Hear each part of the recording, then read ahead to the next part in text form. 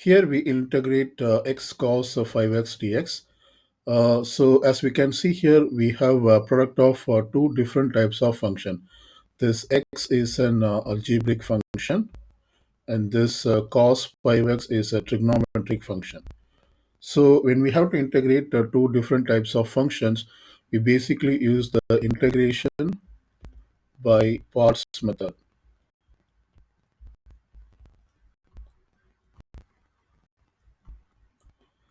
In this method, we have to first choose u, and you'll also have to choose dv. We choose u and dv based on the rule called ILAT. This actually stands, each letter stands for a type of function. This I stands for inverse, L stands for logarithmic, A stands for algebraic, T stands for trigonometric, and represents exponential function. So this rule is followed to decide which one we can consider as u. And we have to choose this rule starting from this letter, that is starting from I, L, A, T, E. So whichever type of function comes first, we have to choose that as u. Now, if you look at, we have a combination of algebraic and trigonometric. And so if you look at this order, algebraic function comes first, then the trigonometric function. So we have to choose u equals x. And rest of the functions or the rest of the terms we choose as dv. So therefore I choose dv equals cos of 5x. And once we have chosen u and dv, we then have to differentiate this side. That is, we take differentials on both sides. We will have du equals dx. And on this side, we have to integrate. So integration of dv is v. And when we integrate cos 5x, we will get sine 5x over 5. We don't need to put the integration constant over here. We will put on when we use the integration by parts formula method.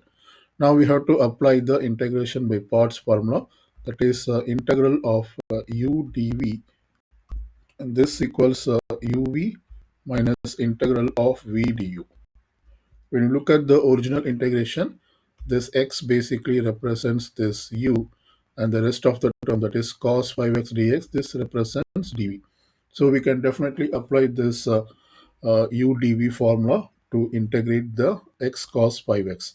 So therefore, this u dv, according to the original integral, it is x times of cos 5x dx, and this equals uv. So I replace u, that is x, and v is I'm sorry, sine 5x by 5. So it is x times of sine 5x over 5 minus integral of v, which is sine 5x over 5, and then du is dx. So this is what we get. Can write this little bit clearly. This is sine of 5x. So this is already integrated, so we can just keep that as it is, that is x times of sine 5x over 5. And now I can factor this 1 by 5 from this integral. So therefore this becomes 1 by 5 integral of sine 5x over 5. I'm sorry, we have only sine 5x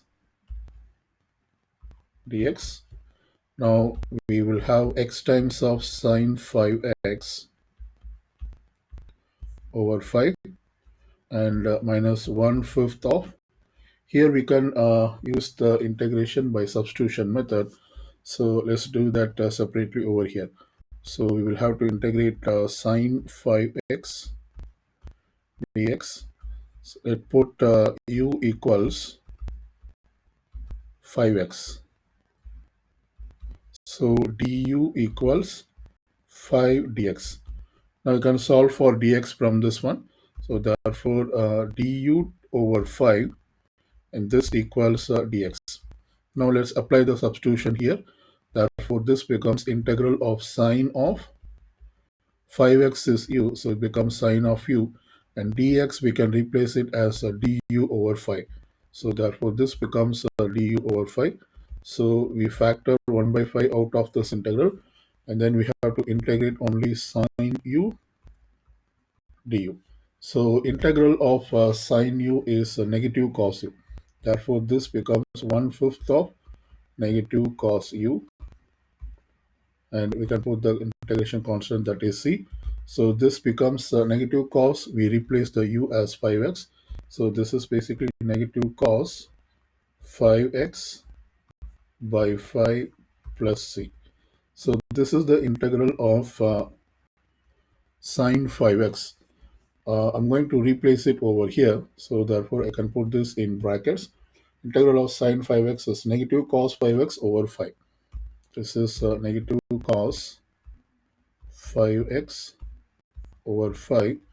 We then put the integration constant plus c. Now we can simplify this. We just remove this. Okay.